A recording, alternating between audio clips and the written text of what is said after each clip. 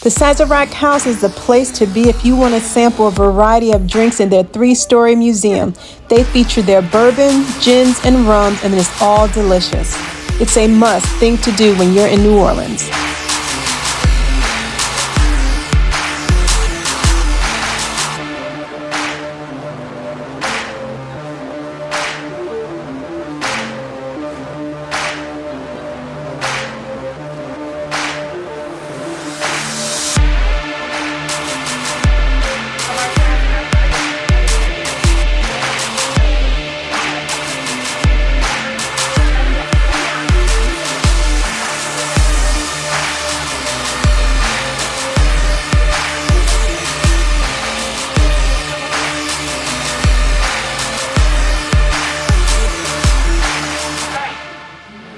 That is the official drink.